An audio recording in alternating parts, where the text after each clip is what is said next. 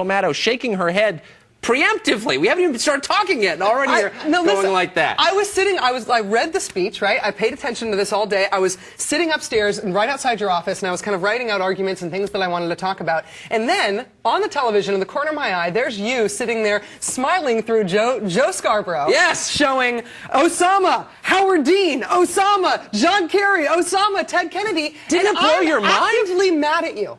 Didn't it blow your mind? It blew my mind that that's your take on it. Isn't it uncanny? It's incredible. Every single talking point. And as I said to Joe, I am in no way comparing the moral. I'm not comparing. I'm not comparing this. The moral value of talking points from the DNC. It's incredible. There's no comparison. It's incredible. You could go through the whole list. I literally expected him to say Hillary in 08 in the end. I mean, every single line is like, I've heard it all before. Where's he getting this? How does he get the New York Times in his cave is my question. Here's my question. Yes. Osama bin Laden, the whole mastermind behind 9/11. Yes. The guy who attacked us and killed thousands of Americans, does another videotape, threatens America. Yes. On MSNBC with Chris Matthews and Joe Scarborough and Tucker Carlson, that's an occasion to pile on Ted Kennedy. What's interesting, what are you talking about? He doesn't actually... He threatens the American people.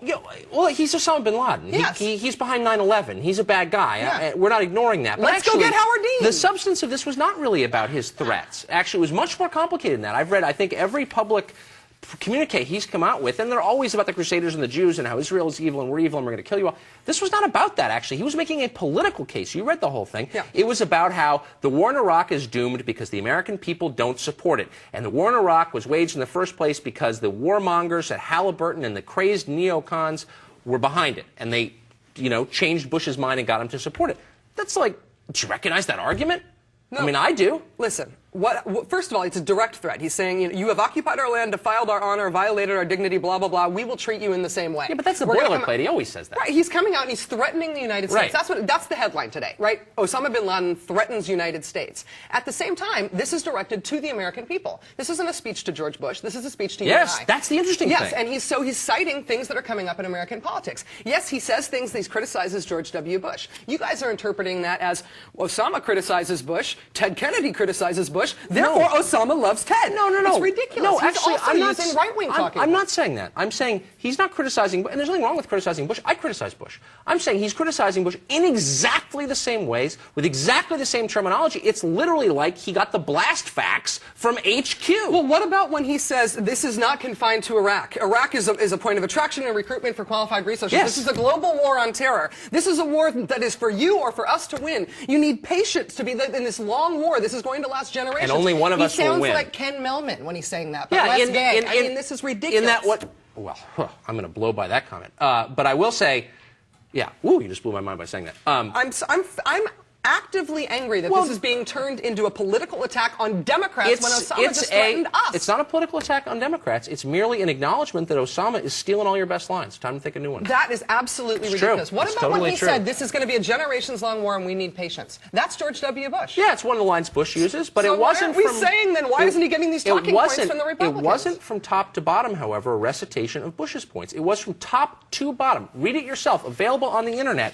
At the end he says, and you've got to read this book, Rogue State, by William Blum, which is this left-wing screed against the United States' foreign policy, which is not a right-wing book, honestly, in any way. To look at this speech and say what this is not an occasion to be outraged at Osama and mad that he's threatening us again. I'm outraged at Osama. But instead, at a point to make political points against Democrats, I feel like if you're not taking your eye off the ball on this one, I don't even understand. It's not that I'm taking my eye on the ball, and of course I'm outraged at Osama. And Osama threatens the U.S. is hardly a headline; it's background noise. It's the boilerplate. He threatens America by his existence.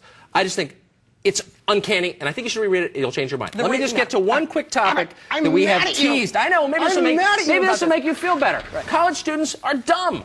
According is true fact. And I'm saying this to you because I know you're a Rhodes Scholar, not just a college student, but a Rhodes Scholar.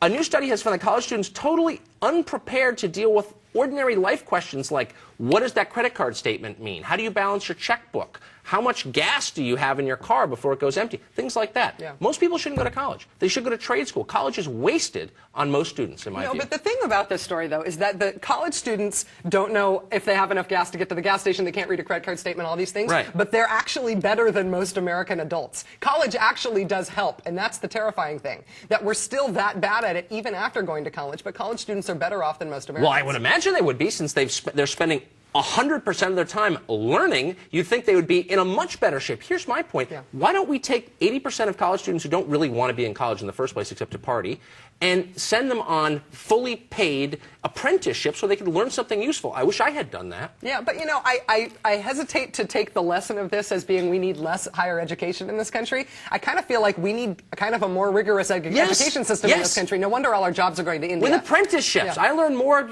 working at a gas station than I did in college. I hate to admit that. Fair enough. Rachel Maddow. Thanks. I know you're going to feel better by next Monday when I see you. This is the only time I've been actively mad at you, but I'm mad. I know that when you spend the weekend meditating upon this, you will come all the way around and you'll say, you know what, I feel better. I can guarantee read a little you that Deepak will not Chopra happen. too. All right. Thanks, Stay Tucker. tuned. Still plenty more ahead tonight on The Situation.